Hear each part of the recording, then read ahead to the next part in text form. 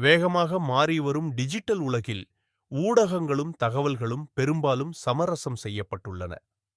அனைவருக்கும் இனிய காலை வணக்கம். இன்று நான் ஊடகம் மற்றும் தகவல் ஒருமைப்பாடு பற்றி பேச விரும்புகிறேன். பிலிப்பியர் 4ஆம் அதிகாரம் 8ஆம் வசனம் சத்தியம், நற்பண்பு மற்றும் நீதியுள்ள செயல்களை மேற்கொள்வதை மையமாகக் கொண்டு தொடங்குகிறது. இவையெல்லாம் நம்முடைய வாழ்க்கையில் செயல்பட வேண்டும் என்ற அழைப்பு இது. இன்று நாமும் ஊடகம் மற்றும் தகவல்களை கையாளும் பொழுது ஒரு தெளிவான மனச்சாட்சியுடன் எது உண்மை என்பதை புரிந்து கொள்ள வேண்டும். உண்மையே அடிப்படையாக இருக்க வேண்டும். பலமுறை நாமே குழப்பத்தில் விழுகிறோம். சில நேரங்களில் தவறான தகவல்களால் வழிதவறி விடுகிறோம். இன்றைக்கு நாம் தெளிவான எண்ணங்களை கொண்டு வர வேண்டும். அப்போஸ்தலர் 17ஆம் அதிகாரம் 11ஆம் வசனத்தை கவனியுங்கள். யூதர்களை தினமும் பவுல் போதித்தாலும் வேதாகமத்தை சோதித்து பார்த்தார்கள். உண்மையை கண்டுபிடிப்பது சவாலாக இருக்கலாம். என் சகோதர சகோதரிகளே, ஆனால் நாம் அதிலிருந்து விலகிச் செல்லாமல் இருக்கிறது அவசியம். பாலைவனத்தில் ஒரு நபரை கற்பனை செய்து பாருங்கள். அவருக்கு ஒரு திசைகாட்டி உள்ளது. அந்த திசைகாட்டி தவறாக காட்டினால் எப்படி தவறான திசையில் போவோம் என்று அந்த உதாரணத்தை நினைவில் கொள்ளுங்கள். தவறான தகவல்களால் நாம் வழி தவறுகிறோம். அன்பான சகோதர சகோதரிகளே, சமூக ஊடகங்களிலும் இணையத்திலும் நாம் என்ன உட்கொள்கிறோம் என்பதை நாம் தொடர்ந்து கண்காணிக்க வேண்டும். காரணத்தை புரிந்து கொள்வதும் அது நம்பகமானதா என்பதை உறுதி செய்வதும் நமக்கு அவசியம். இரண்டாவதாக, நாம் பகுத்தறிவை பார்க்கிறோம். பகுத்தறிவு என்பது நன்கு தீர்ப்பளிக்கும் திறன், குறிப்பாக உண்மை மற்றும் ஏமாற்றுதல் எது என்பதை வேறுபடுத்துவது. எபிரேயர் 5ஆம் அதிகாரம் 14ஆம் வசனத்தில் முதிர்ச்சியடைந்த கிறிஸ்தவர்களாக இருக்கச் சொல்லுகிறது. கர்த்தருடைய வார்த்தையை பயிற்சி செய்து நம்மை தயார் செய்ய வேண்டும். போலீஸ் செய்திகள் வரும்போது நமக்கு தெரியும் வகையில உண்மையை நாம் வேறுபடுத்தி பார்க்க வேண்டும். நிபுணர் ஒரு தங்கம், ஒரு வைரம், ஒரு விலைமதிப்பற்ற உலோகம் ஆகியவற்றை பார்க்கும் தருணம் அது போலியானதா அல்லது உண்மையானதா என்பதை உடனே கண்டுபிடிக்கிறார். அதேபோல் என் சகோதர சகோதரிகளே, நாம் தொடர்ந்து பயிற்சி செய்வதன் மூலமும் வார்த்தையில் ஈடுபடுவதன் மூலமும் போலியான மற்றும் ஏமாற்றும் தன்மை கொண்டவற்றை எதிர்த்து நிற்கவும் நம்மை பயிற்றுவிக்க வேண்டும்.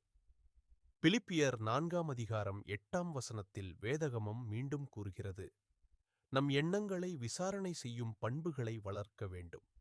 இது நம் செயல்களாக மாறி நம் வாழ்க்கையை வழிநடத்தும். இணையத்தில் அனாமதேயமும் வீண்பெயர்ச்சியும் தூண்டுவதாக இருக்கும்போது நேர்மையை பின்பற்ற வேண்டும். இன்று நமக்கு தானியேல்கள் எழ வேண்டும். எல்லா அழுத்தங்களுக்கும் எதிராக நிற்கும் தானியேல்கள்.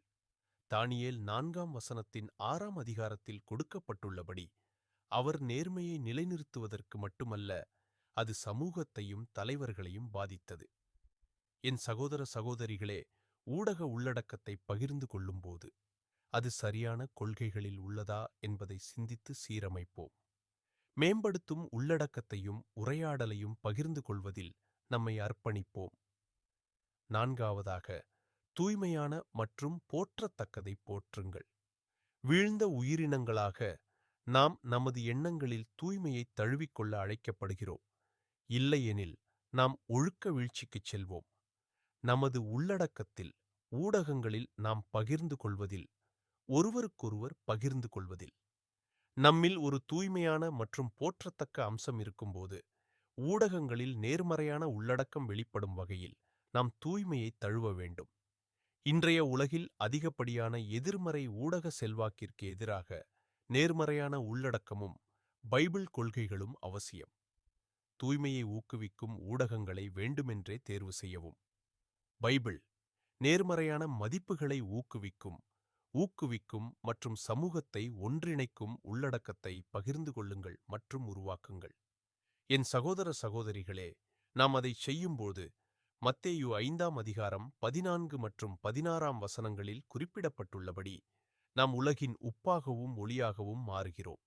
உப்பு மற்றும் ஒளியாக இருக்க நம்மை ஊக்குவிப்பது என்பது ஊடகங்கள் மூலம் உலகை பாதிக்கும் நிலையில் நாம் நிற்கிறோம் என்பதாகும். உள்ளடக்கத்தை உருவாக்க ஒவ்வொருவரும் எழுந்து நிற்க நான் ஊக்குவிக்கிறேன். இயேசு நமக்கு கற்பித்த விதத்தில் சமூகத்தை சரியான முறையில், நேர்மறையான முறையில் பாதிக்கக்கூடிய உள்ளடக்கத்தை உருவாக்க நான் ஒவ்வொருவரையும் ஊக்குவிக்கிறேன்.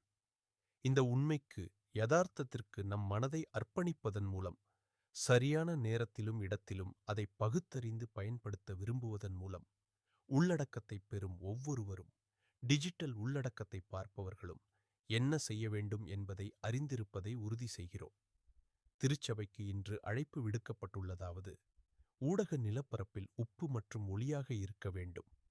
அதற்கு நாம் நமது செயல்களை தேர்ந்தெடுக்க வேண்டும், நமது வார்த்தைகளை தேர்ந்தெடுக்க வேண்டும், நமது நம்பிக்கையை உறுதிப்படுத்த வேண்டும். SG 60 பருவத்திலும் அதற்கு அப்பாலும் நாம் தொடர்ந்து பயணிக்கும்போது அதைச் செய்வோம்.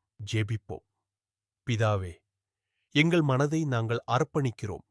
உண்மைக்கு, உன்னதத்திற்கு, சரியானதற்கு, எங்கள் தேசத்தின், எங்கள் மக்களின் தூய்மை மற்றும் பகுத்தறிவுக்கு எங்களை அர்ப்பணிக்கிறோம். வாழ்க்கையை மாற்றவும், நாடுகளை வடிவமைக்கவும், பேசப்படும் ஒவ்வொரு வார்த்தையிலும் தெளிவுபடுத்தவும் கூடிய நேர்மறை மற்றும் துடிப்பான ஊடகங்கள் மூலம் டிஜிட்டல் நிலப்பரப்பை நாங்கள் நிலைநிறுத்தி மேம்படுத்த வேண்டும் என்று நாங்கள் ஜெபிக்கிறோம். கேட்பவர்களுக்கு பகுத்தறிவு அளிக்கும்படி நாங்கள் ஜெபிக்கிறோம். ஆண்டவரே, அவர்கள் உண்மையையும் போலியையும் வேறுபடுத்தி பார்க்க முடியும். நீங்கள் அவர்களுடன் இருக்க வேண்டும். ஒவ்வொரு உள்ளடக்க படைப்பாளரும் பைபிள் கொள்கைகளின்படி சரியான விஷயங்களை செய்ய உதவ வேண்டும் என்று நாங்கள் ஜெபிக்கிறோம். இயேசுவின் நாமத்தில் ஜெபிக்கிறேன். ஆமென். ஆண்டவரே உம்மை ஆசீர்வதிப்பாராக.